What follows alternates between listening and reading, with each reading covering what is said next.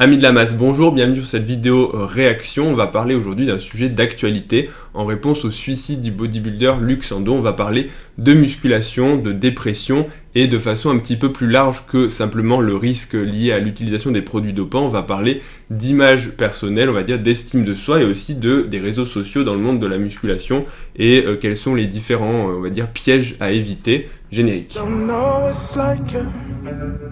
I've been on the side too long, don't know my pain's a nightmare. Devil on my back, fuck that and overdose. Malheureusement, on a appris il y a quelques jours le décès par suicide du bodybuilder Luc Sandeau. C'était un bodybuilder qui était assez jeune, qui était reconnu sur les réseaux sociaux, qui était apprécié.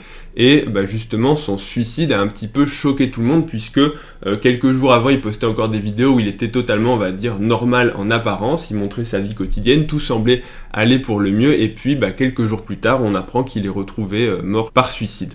Donc le but initial de cette vidéo, c'était de parler justement du risque de dépression, de l'utilisation des produits dopants sur l'état, on va dire, mental des athlètes et encore une fois des effets secondaires des stéroïdes sur la psychologie parce que c'est un sujet qui est important chez les bodybuilders à la fois par l'usage mais aussi par, on va dire, l'importance des risques.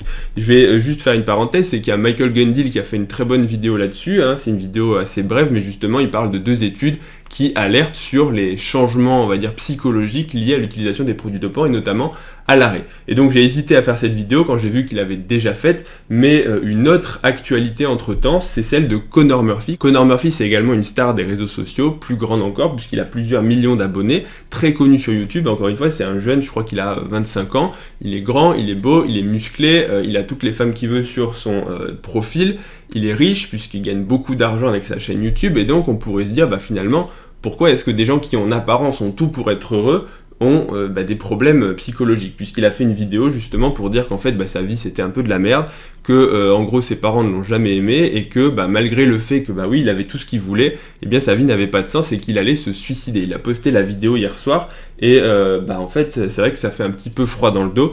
Donc on va réagir à ces actualités. Alors on va essayer de pas simplement se limiter à l'utilisation des produits dopants, ça va être une petite partie, mais on va parler de façon plus large justement à premièrement les produits dopants et l'état, on va dire les effets psychologiques, mais aussi deuxièmement l'impact des réseaux sociaux et troisièmement on va dire les conséquences de l'image personnelle, on va dire de la musculation et de qu'est-ce qu'on attend finalement de ce sport. Et enfin on finira par quelques conseils. Je vais essayer d'avancer justement progressivement pour essayer de discuter un petit peu sur les différentes idées. Donc ce ne sera pas une vidéo forcément scientifique à tous les moments, mais ce sera aussi des anecdotes et je pense des réflexions personnelles pour essayer de faire relativiser un petit peu et pour vous aussi vous donner des conseils pour vous dire finalement certaines erreurs que j'ai pu faire, que d'autres personnes ont faites et pour essayer de prendre un peu de recul sur la musculation qui ne doit rester qu'un sport. Premièrement, on va parler des réseaux sociaux et de l'image, on va dire, personnelle parce que c'est, je pense, le premier point.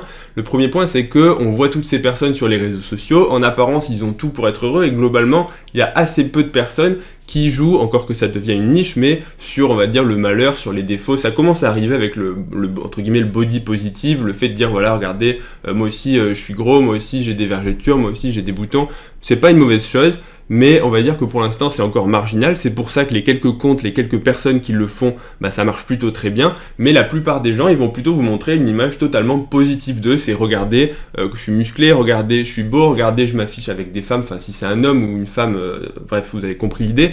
Regardez, je pars en vacances toute l'année, regardez, je suis dans une piscine, regardez, je suis toujours à droite à gauche, regardez, on m'a offert encore des choses. Et donc, en fait, c'est un petit peu de l'étalage de la course à comment est-ce qu'on peut se faire valoriser, comment est-ce qu'on peut refléter une image totalement positive de soi sur les réseaux sociaux. En gros, c'est une image qui va être justement construite, on va dire artificiellement. Alors artificiellement dans le sens où c'est notre personne, mais on essaie de l'embellir, on essaie de la modifier sur les réseaux sociaux, justement avec des filtres, avec des images choisies, avec des photos choisies, avec des mises en scène et avec tout un tas d'artifices qui vont faire penser à la personne normale, la personne qui va visiter le profil, que justement ces personnes-là vivent une vie, on va dire, de rêve toute l'année. C'est un petit peu ça qui fait rêver, c'est un petit peu ça qui génère, on va dire, le commerce, qui génère, on va dire, le culte de la personne, hein. C'est pour ça que les stars, on les regarde, parce que justement, on se dit, ce ne sont pas des personnes comme nous, elles sont mieux que nous. Alors que la vérité, bah non, les stars, les personnes que vous voyez sur YouTube, c'est des personnes comme vous, en fait, elles n'ont rien de mieux, elles font juste des vidéos, elles se filment, il faut juste un iPhone, un micro, et en fait, voilà la seule chose qu'il faut. Mais si on est un petit peu malin, on peut arriver, et qu'on a envie de le faire aussi, tout le monde n'a pas envie, et je vais essayer de vous expliquer pourquoi est-ce que ça peut être justement, je pense, c'est une opinion personnelle, mais ça peut être dangereux, on va dire, à double tranchant, on peut très bien réussir, mais ça ne dispense pas d'avoir justement des problèmes psychologiques liés à justement tout cet artificiel, parce qu'en fait on se détache complètement de, je vais pas dire des valeurs réelles, mais en gros on devient totalement superficiel, et notre image se modifie pour tendre justement vers ce qu'on affiche justement, alors qu'en fait c'est pas la réalité, et quand on rentre chez soi, et qu'on se regarde dans le miroir ou qu'on est tout seul, comme c'est le cas actuellement dans le confinement, on se dit en fait c'est pas moi sur mon profil, en fait ma vie elle est vide, et c'est un petit peu le risque. Donc justement on suit ces personnes parce que on trouve qu'elles sont mieux que nous, et voilà, c'est le principe des stars, on se dit voilà, il a une vie géniale, et donc finalement ça vend un petit peu du rêve, c'est un peu, ça va rejoindre la vidéo que je vous ai fait précédemment sur en gros le secret du muscle sec, tout ça c'est de la vente de rêve, que ce soit le rêve d'avoir plus de muscles, le rêve d'avoir une vie meilleure, le rêve d'avoir plus de femmes, le rêve d'avoir plus d'argent, en fait on peut toujours trouver des choses pour être mieux, et donc cette vente de rêve, c'est un commerce, c'est un business, mais plus qu'un business, encore une fois, c'est quelque chose qui va procurer un sentiment de bien-être aux personnes qui le font. On est tous comme ça, on poste une photo sur Instagram et puis on va regarder le nombre de likes. Les personnes qui vont liker votre photo, les personnes qui vont mettre un pouce bleu sur la vidéo, ce que je vous encourage à faire parce que ça va me procurer du bonheur. Et comment est-ce que ça marche ? Eh bien, en fait, c'est le circuit de la récompense. Le circuit de la récompense, en fait, c'est au niveau de votre cerveau où quand quelque chose de positif se produit, quelque chose qui vous fait du bien, vous allez justement sécréter de la dopamine. La dopamine, c'est justement l'hormone de la récompense. Donc à chaque fois que vous regardez votre téléphone et qu'il y a quelqu'un qui a liké votre photo, vous avez la notification d'Instagram ou de YouTube et qui dit une personne a aimé votre photo, votre vidéo, ça vous fait sécréter de la dopamine et c'est une hormone qui va vous rendre bien. C'est un neurotransmetteur qui va activer vos neurones et ça va activer les neurones du plaisir. Et donc, vous allez vous sentir bien, vous allez vous dire c'est génial, il y a plein de personnes qui aiment ma vidéo, plein de personnes qui aiment mes photos, et vous vous sentez de mieux en mieux. Et donc qu'est-ce qui se passe ? Eh bien ça vous fait une espèce de shoot d'hormones, un shoot de plaisir, de bonheur si on peut appeler ça comme ça. Le problème de cette dopamine, c'est que c'est quelque chose qui va à long terme, en fait plus on en sécrète et plus on va en vouloir plus, ça va modifier votre structure au niveau cérébral, ça va modifier vos différents réseaux, vos neurotransmetteurs au niveau du cerveau, et ça va faire que vous allez en vouloir toujours plus. Donc au fur et à mesure, c'est un cercle, on va dire, vicieux qui s'installe, où vous avez besoin de montrer toujours une image plus positive pour justement avoir cette dopamine. Mais ça marche sur les réseaux sociaux, mais ça marche sur plein d'autres choses. Si je mange un carré de chocolat, je vais me sentir bien. Si je fais du sport, je vais être satisfait de ce que j'ai fait, donc je vais me sentir bien aussi. Si on me fait un compliment, je vais me sentir bien, je vais sécréter de la dopamine. Tout ça, c'est encore une fois, c'est la récompense, quelle qu'elle soit, et certaines drogues aussi fonctionnent comme ça, hein. C'est en gros le plaisir, et l'être humain, de façon générale, il a envie d'avoir du plaisir. Donc, qu'est-ce qui va se passer ? On va vouloir toujours plus de dopamine, et donc c'est le risque, parce que à la recherche de cette dopamine, il va falloir en faire toujours un petit peu plus, parce qu'il y a une accoutumance qui se crée, et plus cette accoutumance elle est importante, et plus il va falloir des choses importante pour justement arriver à avoir le même taux, le même effet de la dopamine. Et c'est pour ça que c'est un cercle vicieux, parce que c'est une compétition, encore une fois. C'est comme la drogue, on augmente les doses progressivement parce que on s'accoutume, parce que les récepteurs sont saturés, et donc il faut toujours plus, et à la fin avec des effets secondaires. Les réseaux sociaux, c'est un petit peu la même chose. Donc toutes les personnes en fait que vous voyez sur les réseaux sociaux, vous exposez leur bonheur à longueur de temps, en fait, ça veut pas dire qu'ils sont malheureux, mais ça veut dire que, encore une fois, c'est du fake, ça veut dire que c'est quelque chose qui est construit. Ça ne veut pas dire qu'ils sont malheureux, mais ça veut dire que vous devez regarder tout ce qui est virtuel, en fait, quand vous ne connaissez pas les gens, comme quelque chose d'artificiel. C'est comme vous allez dans un magasin, vous voyez la vitrine, mais vous voyez pas ce qui se passe derrière au niveau de la production. Internet, Instagram, les réseaux sociaux, ça fait plein de fois qu'on le dit, mais tout ça, c'est du virtuel, et donc il faut faire très attention.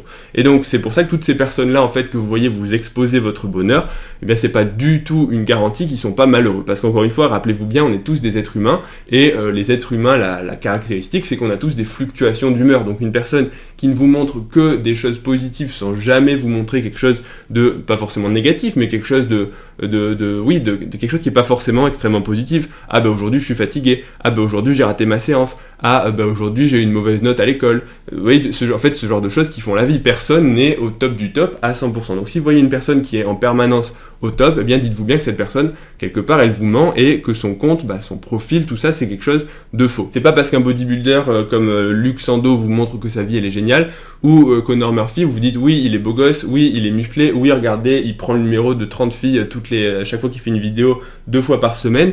Et au final, oui, c'est peut-être vrai tout ça, mais ça veut pas dire que foncièrement il est heureux, parce que je vous dis encore une fois, la dopamine c'est quelque chose qui crée une accoutumance, donc si toutes les semaines il a 30 numéros de filles, en fait pour lui ça ne fait absolument plus rien, et son existence s'il reste à 30 numéros de filles, elle est entre guillemets vide de sens, et donc il va falloir qu'il en ait plus, 35, 40, vous voyez ce que je veux dire, c'est quelque chose de toujours plus, et on voit bien dans les stars, en fait chez les stars, que le fait d'être célèbre, le fait d'être riche, le fait d'avoir en permanence une vie parfaite ne garantit pas du tout un état psychologique stable. Et souvent, en fait, les stars, justement, pour avoir ce shoot de dopamine, cette récompense, cette satisfaction, vont se tourner vers l'utilisation de drogue, encore une fois, et avec les conséquences que ça implique, c'est-à-dire que c'est de plus en plus difficile d'avoir, en fait, la même satisfaction, et donc il en faut toujours plus. Et donc, à un moment, toujours plus, ça crée quelque chose qu'on ne peut plus tenir de façon normale, donc c'est quelque chose d'assez dangereux. Donc les réseaux sociaux, attention, et dites-vous bien que personne n'est heureux en permanence. Encore une fois, on voit qu'il y a eu beaucoup de stars, mais que ce soit les bodybuilders ou même des stars du grand public,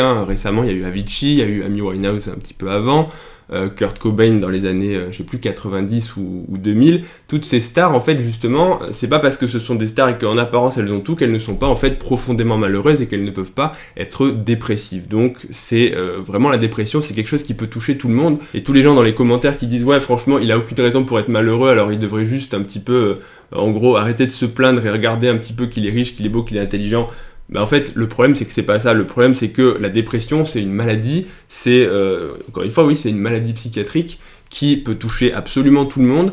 Et ça fait que vous n'êtes plus rationnel, justement. Quand tu es dépressif, tu vas pas regarder dans le miroir et te dire, oui, mais en fait, j'ai aucune raison d'être dépressif. Je suis riche, je suis beau, je suis intelligent, je suis musclé. Non, en fait, ça marche pas comme ça. Quand tu as une altération au niveau de tes neurotransmetteurs, tu ne perçois plus la vie, en fait, de la façon dont il faudrait, parce qu'encore une fois, la vie, c'est un filtre. Le même événement peut être vécu par deux personnes, ou même par la même personne, mais à deux moments totalement différents, comme positif ou comme négatif. En gros, vous pouvez le percevoir, alors que l'événement, encore une fois, c'est le même, mais on peut le percevoir de deux façons. Juste pour donner un exemple assez rapide, si on t'annonce que tu as gagné au loto et que tu es dans un jour normal, tu vas être extrêmement content. Tu te dis, super, j'ai empoché le jackpot, 10 ou 100 millions d'euros sur mon compte en banque, je suis riche, et donc tu vas avoir un shoot de dopamine, d'adrénaline, de tout ce que tu veux qui va être massif, et tu vas te sentir extrêmement bien.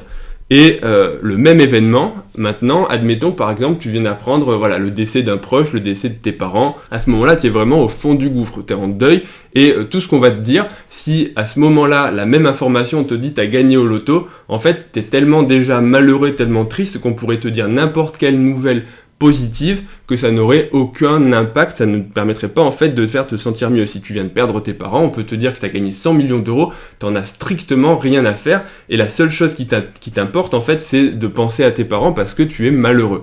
Donc tout ça pour dire que qu'est-ce qui se passe? Pourtant, l'information est la même, dans les deux cas, vous avez gagné au loto 100 millions d'euros. Mais dans un des cas, vous êtes normal, donc vous êtes réceptif. Dans l'autre cas, vous êtes déjà en fait, on va dire déprimé, dépressif. En fait, le deuil, c'est une forme de dépression. Et donc, tout ce qu'on va pouvoir vous dire, même de positif, on dit 100 millions, ça te suffit pas. Attends, regarde, t'as une voiture. Et puis, regarde aussi, ton boulot, on t'a augmenté. En fait, tu peux faire n'importe quoi à ce moment-là. En fait, si tu es dépressif, si tu es en deuil, en fait, rien ne va pouvoir t'atteindre. Donc, la dépression, c'est vraiment quelque chose comme ça qui ne peut pas être guéri avec simplement des paroles, avec simplement, justement, des faits extérieurs. Enfin, des paroles. Si, une psychothérapie, quelque chose de long, mais en tout cas pas quelque chose de rapide.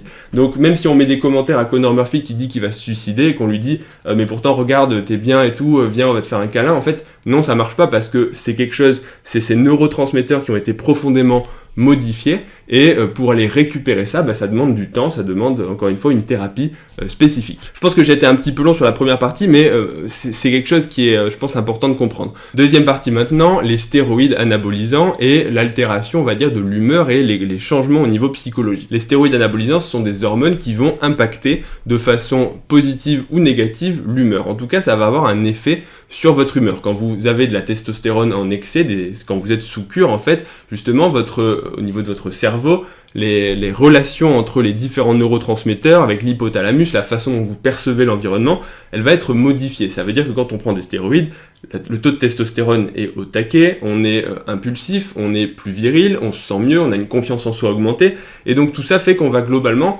se sentir un petit peu mieux. Mais c'est quelque chose, on va dire, de superficiel et d'éphémère. C'est pas votre intérieur qui a été modifié, c'est vraiment en fait la façon dont vous percevez le monde.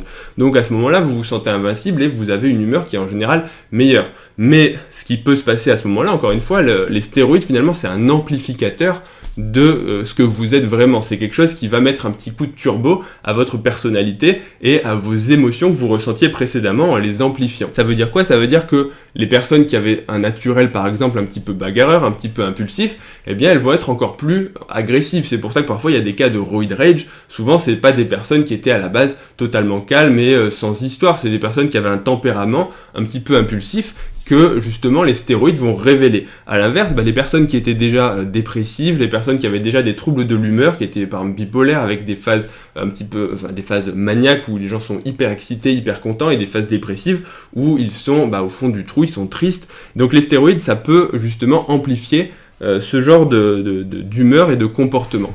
Mais comme a dit Michael Gundil, et effectivement c'est bien décrit, c'est que les stéroïdes ça altère de façon importante l'humeur, mais surtout c'est quand on arrête en fait où on peut avoir des conséquences indésirables. Alors il y a deux raisons. La première c'est purement une raison hormonale, c'est que d'un seul coup, imaginez que vous êtes sous une drogue qui maintient votre humeur à ce niveau-là. Quand on vous enlève cette drogue, eh bien votre humeur elle va redescendre, même si c'est à la normale, mais le problème c'est que déjà c'est pas à la normale parce qu'on sait que quand on arrête une cure, si on ne relance pas, en fait la testostérone va chuter, les œstrogènes vont monter, donc qu'est-ce qui va se passer ? Il va y avoir des fluctuations hormonales. Ces fluctuations hormonales, elles ont un impact important sur l'humeur et donc elles peuvent conduire encore une fois à diminuer votre humeur, sauf que c'est un peu comme quand tu as pris de la drogue et que tu redescends. D'abord tu as la phase où tu es up, où tu te dis super, je suis invincible, et ensuite quand l'effet de la drogue s'arrête, tu redescends et c'est un peu le bad trip où tu te dis oh là là, t'es triste, tu commences à pleurer. Les stéroïdes c'est finalement la même chose. Donc quand tu arrêtes ta cure de stéroïdes, c'est là où tu es le plus vulnérable et là où en fait tes pulsions, on va dire, suicidaires, ou ton état dépressif peut revenir. Ça c'est la première chose, c'est quelque chose de purement hormonal. Et la deuxième chose aussi, elle est fortement liée finalement aux réseaux sociaux, à l'image qu'on a de soi. Et sous stéroïdes, qu'est-ce qui se passe ? C'est que les bodybuilders ont une image d'eux qui est sûrement plus positive, puisqu'ils sont plus musclés, ils sont plus esthétiques, ils sont plus secs, ils ont plus de force. Donc finalement c'est un peu une version améliorés d'eux-mêmes. En plus, à ce moment-là, sur les réseaux sociaux, tout le monde va leur dire « Oh là là, qu'est-ce que t'es beau, qu'est-ce que t'es fort, qu'est-ce que t'es sec, qu'est-ce que t'es musclé ?» Et quand ça redescend, non seulement les gens ils disent moins ça, parce que les gens ils s'en foutent, tu vois, de savoir que t'es sous stéro, pas stéro. Tout ce qu'ils veulent, c'est voir en fait de la performance, ils veulent voir du muscle. Et pire que ça, les gens vont dire « Oh mais je comprends pas, t'as perdu du muscle, comment ça se fait, t'étais plus sec avant, je comprends pas pourquoi tu fais de la rétention d'eau. » Et puis il y a même les gens qui vont même t'insulter gratuitement en disant « Ouais, franchement, t'as tout perdu. » Et si tu es un petit peu, on va dire, sensible, ce qui est en plus le cas quand la testostérone, les stéroïdes redescendent, quand ton humeur est en train de descendre, que tu as déjà une tendance à être un peu dépressif, si tu lis ce genre de commentaires, tu vas les prendre beaucoup plus, on va dire, personnellement, et comme ton humeur est beaucoup plus labile à cause de, justement, des fluctuations hormonales, c'est un peu comme, j'aime pas faire cette comparaison, je vais me faire taper dessus, mais c'est connu que le syndrome prémenstruel, pour les femmes, c'est quand elles ont leurs règles, eh bien ça modifie leur comportement, ça modifie leur humeur. C'est comme la grossesse, la grossesse, on sait bien que les femmes enceintes ont une humeur qui est beaucoup plus fluctuante. C'est une réalité biologique et c'est lié aux hormones. C'est pas parce que c'est des femmes, non. Si moi aussi vous me perfusez, je pense, des œstrogènes, mon humeur elle va fluctuer. Donc encore une fois, c'est pas une question de sexe, c'est purement une question biologique de l'effet des hormones. Donc une fois qu'on a dit ça, eh bien on comprend bien pourquoi l'humeur est beaucoup plus variable chez les bodybuilders, notamment lorsqu'ils arrêtent leur cure de stéroïdes. Troisième partie maintenant, c'est la partie la plus générale et peut-être la plus intéressante sur l'impact de la musculation et les dangers de ne se rapporter finalement qu'à une image physique et en gros à l'apparence que l'on renvoie. Parce que la musculation, c'est un sport qui finalement se reflète par l'image des autres. C'est qu'est-ce que j'ai construit comme muscle, comment est mon physique, est-ce que je suis sec, est-ce que je suis musclé.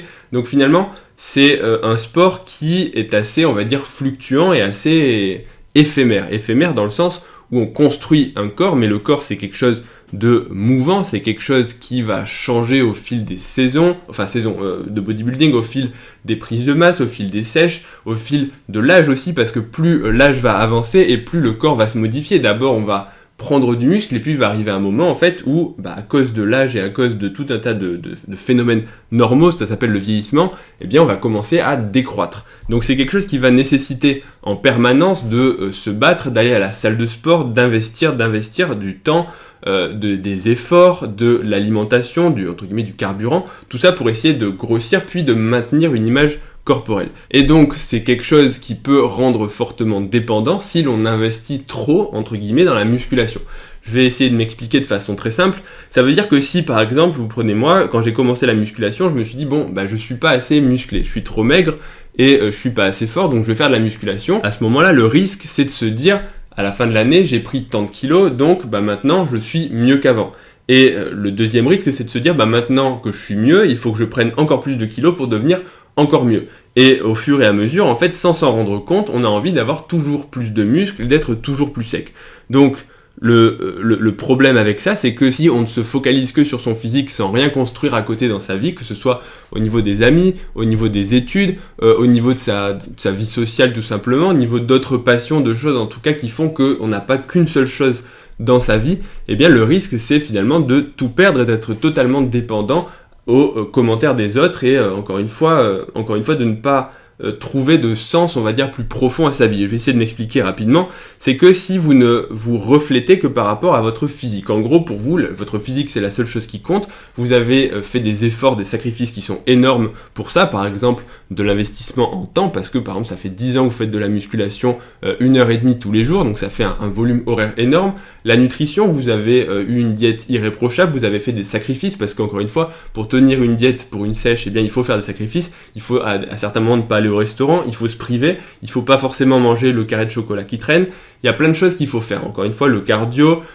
beaucoup de sacrifices en termes de temps, d'argent, d'investissement, les produits dopants aussi pour certains, pour encore une fois augmenter, passer au niveau supérieur, et donc tous ces sacrifices finalement, on a envie de se dire il faut qu'ils soient rentable. Donc si vous ne vous définissez que par rapport à votre image corporelle, eh bien tout ça c'est quelque chose de très fragile, dans le sens où dans les commentaires, admettons que tu postes une photo de toi et on te dit en fait t'es moins sec, t'es moins musclé, en fait il est pas si gros par rapport à, tu prends un autre bodybuilder, mais oui mais l'autre il est plus sec, franchement prendre des stéroïdes, tout ça pour ça, en fait ça peut te miner le moral et ça peut en fait pas te rendre dépressif, mais ça peut te faire poser beaucoup de questions. Alors que finalement, si tu attaches moins d'importance à ce que pensent les autres et si tu attaches moins d'importance en termes d'investissement à ton physique, eh bien, on va dire que les critiques, tu vas les balayer, tu vas dire ouais, je suis peut-être pas le plus gros, je suis peut-être pas le plus sec, mais bon, j'ai quand même d'autres choses. J'ai des amis, j'ai une famille, j'ai un boulot qui est sympa, et puis de toute façon, je ne suis pas que, entre guillemets, un tas de muscles, je suis pas que une image physique, et donc en fait, il n'y a pas de problème avec ça. Alors que la personne qui a tout misé sur son physique, eh bien, elle est extrêmement vulnérable par rapport à ça. Finalement, c'est un petit peu comme la musculation, on pourrait le comparer à construire un château de sable sur la plage. Tu construis ton château de sable et en permanence, tous les jours, il faut que tu ailles vérifier, il faut que tu ailles reconstruire parce que la mer, elle est en train d'essayer de l'emporter. Et la musculation, c'est ça. Et c'est un peu le problème de ce sport, c'est qu'en fait, on ne construit rien qui soit définitif. À partir du moment où on va arrêter, alors ça va pas partir du jour au lendemain, le muscle ne se transforme pas en graisse, mais on sait bien que si on arrête la musculation longtemps, ou même si on arrête d'en faire à un niveau d'intensité élevé avec des stéroïdes, avec encore une fois des entraînements extrêmement difficiles, à partir du moment où on arrête, à partir du moment où on vieillit, à partir du moment où on n'investit plus autant de temps et d'énergie, eh bien ce physique va commencer à diminuer puis à disparaître. Et donc si toute ta vie est construite sur ce physique, sur cette image en plus, parce qu'avec les réseaux sociaux, ça peut être amplifié. La personne qui vit de ce physique, elle ne veut pas que ça s'arrête, parce qu'elle se dit, peut-être c'est le cas de Conor Murphy, ou le cas de Luxando, il se dit, les produits s'arrêtent, mon physique il est en train de diminuer, je suis moins sec, je suis moins volumineux, et donc peut-être que mes sponsors, ils vont me lâcher, peut-être que mes followers ne vont plus m'aimer, peut-être que voilà, on va dire que je suis moins sec, et donc en fait il y a une espèce d'attente qui fait que on a toujours envie d'en faire plus, et encore une fois, c'est quelque chose d'extrêmement dangereux en termes de cercle vicieux, parce qu'on pense toujours que le fait en faire plus, le fait d'être plus musclé, le fait d'être... En fait, ça va nous rendre mieux, alors que la vérité, non, c'est qu'on n'est pas mieux, c'est que vous n'êtes pas mieux si vous êtes musclé ou pas musclé. Encore une fois, vous n'êtes pas que des muscles, vous êtes aussi une personnalité, vous êtes aussi des qualités dans la vie de tous les jours, vous êtes peut-être très bon à votre boulot, très bon dans un autre sport, vous êtes peut-être très sympa, et donc encore une fois, il ne faut pas se limiter à strictement un physique et une image en fait physique, parce qu'encore une fois, c'est ce qu'on a dans la vie, certes, qu'on voit en premier, mais c'est quelque chose de très, on va dire, labile, et quelque chose qui peut disparaître du jour au lendemain. Par exemple, si tu te blesses, c'est un truc tout con, mais tu te fractures le poignet, t'as une maladie qui fait que tu peux plus t'entraîner, tu dois prendre des médicaments, tu te fractures la cheville, tu te fais une tendinite, tu peux plus t'entraîner. Enfin, combien de bodybuilders ont eu leur carrière qui s'arrête à cause justement d'une blessure? Et c'est vraiment terrible si tu as mis toute ta vie à l'intérieur. C'est vraiment des choses qui peuvent te conduire à la dépression, et donc il faut faire extrêmement attention. L'autre chose aussi en musculation, c'est que souvent on commence la musculation, je parle de mon cas à moi, mais je pense que c'est le cas de beaucoup de personnes. Souvent la musculation, on la commence pas comme un autre sport. Par exemple le football, on y va parce que on sait que le football c'est cool, parce que le football c'est marrant, parce que le football, mais ça peut être le basket ou la natation ou n'importe quel sport en fait, par exemple d'équipe où il y a un objectif. La musculation en général, on commence rarement la musculation en se disant je vais aller soulever 150 kg. Il y en a qui le font, mais souvent on commence parce qu'on a envie de se transformer. Donc en fait, on ne va pas dans ce sport pour devenir bon dans le sport, on devient pour changer en termes physiques. En fait, finalement, on pense que le fait d'avoir une apparence différente, ça va nous rendre mieux. Et que ce soit mieux pour la vie de tous les jours. Par exemple, voilà, moi je m'étais dit, je suis trop maigre, les gens me disent que je suis maigre, donc je vais prendre du muscle. Et encore une fois, je pense que c'est une démarche qui est louable. Si vous êtes gros, il faut perdre du poids pour être en meilleure santé. Si vous êtes maigre, il faut prendre du poids pour être en meilleure santé. Tout le monde est en meilleure santé en faisant du sport, en étant athlétique et en ayant un petit peu plus de muscles et un peu moins de graisse. Encore une fois, ça c'est une réalité biologique. Mais en musculation, le risque en fait, c'est justement de se détacher de cet objectif initialement louable qui serait de se dire finalement c'est pour la santé, c'est pour être un petit peu mieux, et de rentrer dans la course effrénée à vouloir toujours plus, parce que finalement en termes de santé, entre maintenant ou il y a 6 ans en arrière, maintenant j'ai peut-être 3, 4, 5, 6 kilos de muscles en plus, en fait ça change pas grand chose, l'important c'est juste de pas être trop maigre, de pas être trop gros, c'est d'avoir de la force, d'avoir des muscles, mais pas d'en avoir de façon extrême. Donc en fait, c'est ça la différence, c'est que souvent on démarre la musculation pour une raison qui est, on va dire, psychologique, c'est en fait un rêve qu'on a envie d'atteindre, un objectif physique, et c'est ça toute la différence avec les autres sports. On commence pas le football parce qu'on se dit je veux être célèbre comme Zidane. À la base, je pense qu'on commence le football en se disant je vais être bon, je vais être le meilleur de ma classe, et ça va être rigolo d'aller faire un match de foot avec les potes. Mais en musculation, la différence, je pense, ça vient de la motivation initiale qui nous pousse à faire ce sport. Et encore une fois, quand on aime la musculation, quand on en fait depuis longtemps, c'est parce qu'on aime le sport, on aime le fait de se dépasser, on aime le fait d'aller pousser des poids, de faire cette activité. Donc c'est pas ça que je remets en question, mais ce que je remets en question vraiment, c'est votre psychologie et le fait que vous allez vous dire je suis dépendant de cette image. Et je pense que, encore une fois, l'image corporelle, il faut arriver à un moment donné à s'en détacher. Et je vais faire aussi un parallèle sur les critiques, les commentaires. Ce qui est assez rigolo, c'est que finalement, si vous êtes totalement dépendant de votre image, vous pouvez être affecté par certains commentaires. Alors je dis pas que se prendre des insultes ou des critiques, ça fait toujours plaisir, mais y en a qui disent, en gros, voilà, je suis bien torse nu parce que je suis sec, mais j'existe pas en t-shirt, on dirait pas que je fais du sport. Et là, je pourrais me dire, ouais, c'est vrai que je suis trop maigre, effectivement, quand je suis en t-shirt, on voit pas que je fais du sport. Et la solution, ce serait de se dire, oui, je vais prendre des stéroïdes pour devenir gros et dire que là, tout le monde, en gros, personne ne pourra rater le fait que je suis musclé. Mais finalement, est-ce que c'est quelque chose d'important ? Non, parce que c'est pas mon objectif, et non, parce que je m'accepte sans être forcément très musclé. Je pense que c'est pas un objectif en soi, en tout cas, c'est pas le mien, et c'est pas ça que j'ai envie de refléter. L'autre chose aussi, ce qui est intéressant, c'est de croire à la solution magique, et je pense que encore une fois, quand on commence la muscu, on commence pour ces raisons psychologiques en pensant que ça va solutionner beaucoup de nos problèmes. Parce que parfois, on arrive dans des périodes de nos vies, et je pense qu'on a tous été à des moments là où on doit faire des choix, où on se pose des questions, qu'est-ce que je veux faire de ma vie plus tard. Encore une fois, c'est des questions qui sont, je pense, légitimes et que tout le monde se pose à un moment dans sa vie.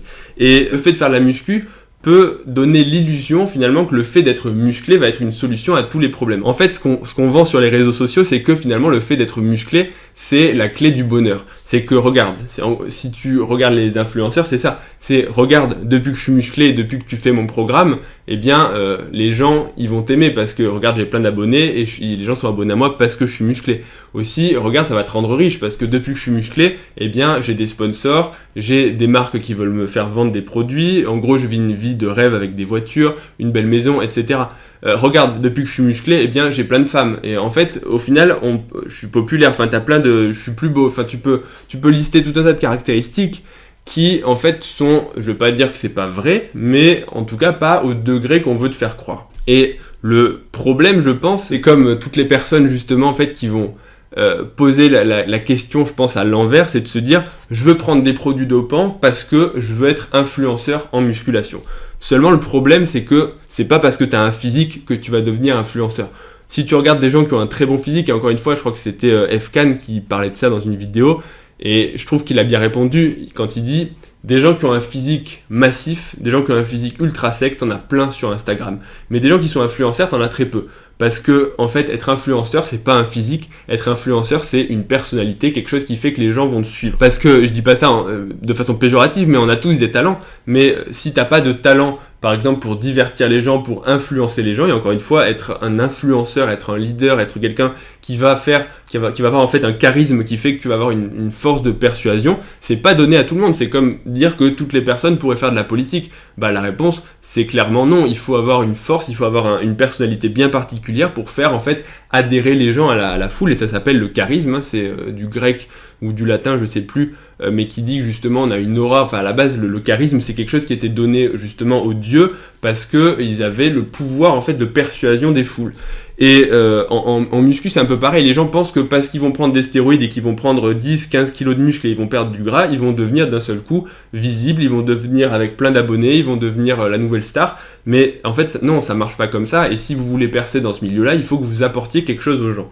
Et si vous voulez apporter quelque chose aux gens, il vous faut une personnalité parce que soit vous allez leur vendre de l'amusement, soit vous allez leur vendre de la motivation, et c'est pour ça que Thibaut InShape il réussit très bien, parce qu'il a une force de persuasion qui est incroyable. C'est un mec qui motive tout un tas de gens, il motive 7 millions de personnes à perdre du poids, à se bouger, il les fait rire, c'est pour ça qu'elles le suivent, c'est pas parce qu'il a un physique, il a certes un bon physique qui participe au charisme qu'il a, mais je pense que même s'il arrête la muscu, il aura toujours son charisme, parce qu'encore une fois, la personnalité c'est quelque chose qui ne dépend pas de votre image physique. Alors bien sûr, l'image physique est importante parce que c'est quelque chose qu'on reflète, mais je pense beaucoup moins que ce que veulent penser certaines personnes. Et donc ça va être mon prochain point, c'est de quoi dépend notre bonheur finalement. Notre bonheur au sens notre accomplissement et ce qu'on veut devenir. Est-ce que ça dépend de notre richesse? Est-ce que ça dépend de notre popularité? Est-ce que ça dépend de notre beauté? Est-ce que ça dépend du nombre de followers qu'on a? Est-ce que ça dépend de notre statut social, le fait d'avoir de la puissance, le fait d'être patron d'une boîte, le fait d'être un professeur des universités en médecine dans le service? Vous voyez ce que je veux dire? Ça dépend de tout un tas de choses. Ou est-ce que simplement le bonheur c'est le fait d'avoir des amis,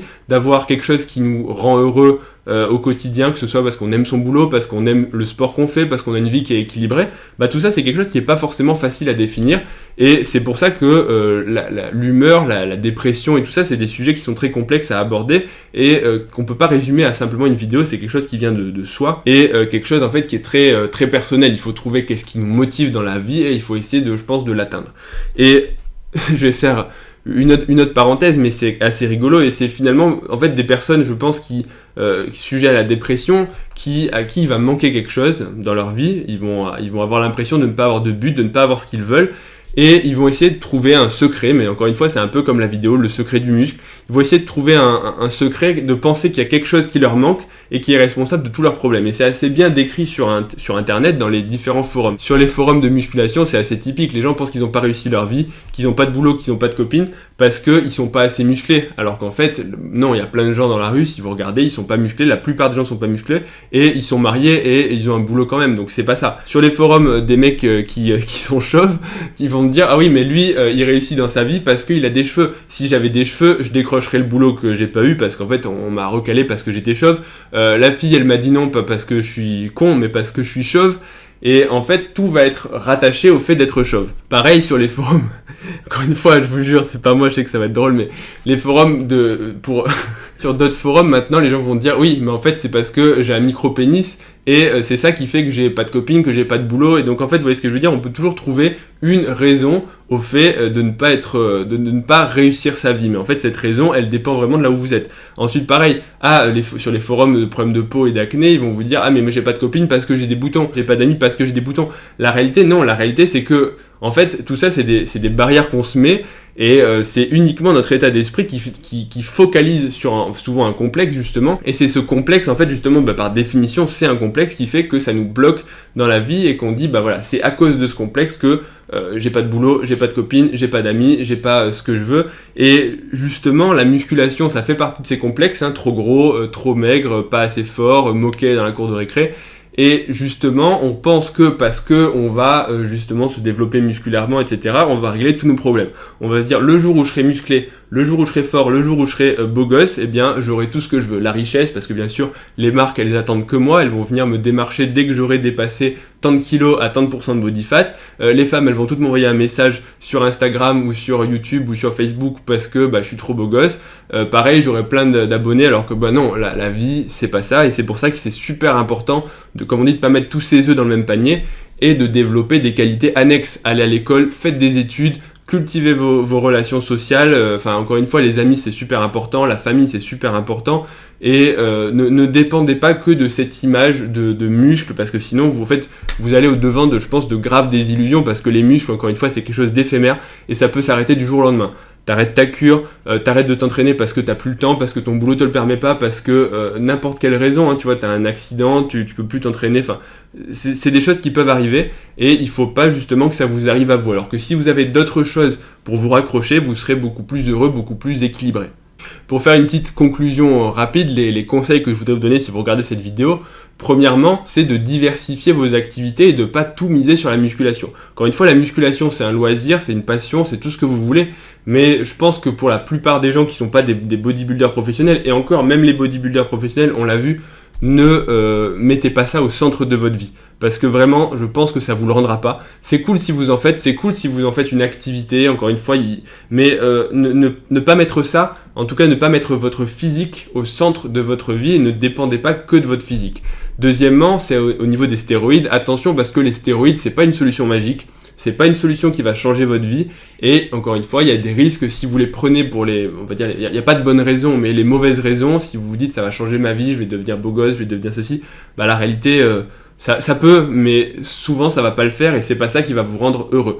Et autre chose, attention à l'arrêt, attention à l'arrêt des produits, attention à l'arrêt quand vous arrêtez votre cure, c'est là où vous êtes le plus vulnérable, et c'est là où vous risquez justement d'avoir cette espèce de bad trip qui va vous rendre dépressif, et qui peut vous faire conduire à un suicide ou autre. Encore une fois, des bodybuilders qui se sont suicidés ou qui ont fait des tentatives de suicide, il n'y en a eu pas qu'un. Par exemple, il y a une interview où Lee Priest qui raconte que il voulait se tailler des veines pour se tuer. C'est une cause fréquente de décès chez les bodybuilders qui prennent des stéroïdes, donc attention. Ensuite, autre conseil, c'est attention aux réseaux sociaux. Les réseaux sociaux, c'est à la fois quelque chose de très sympa, mais c'est aussi un poison, il faut vraiment s'en détacher, il faut vraiment se dire que la vie n'est pas meilleure chez le voisin. Alors certes, chez certains voisins, elle est meilleure, chez d'autres voisins, elle est pire, mais globalement, les mecs qui vous montrent que du bonheur, c'est un fonds de commerce, mais c'est pas la réalité. Ou alors c'est juste, en fait, l'image que eux-mêmes aimeraient avoir d'eux. En gros, ils essaient de se persuader qu'ils sont heureux parce qu'ils montrent toujours qu'ils sont heureux sur internet, et après ils regardent leur profil et disent « Ah super, je suis super heureux ». Mais non, on est tous avec des fluctuations d'humeur, et il faut pas se laisser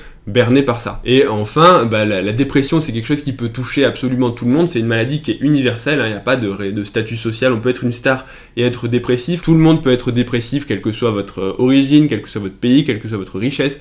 La dépression, c'est quelque chose qui peut toucher vraiment tout le monde, et si vous avez des symptômes dépressifs, si vous avez des envies suicidaires, il faut vraiment vous faire aider, il ne faut pas hésiter à en parler. Il y a des associations, il y a l'hôpital ou les urgences, encore une fois, ça prend en charge ce genre de personnes.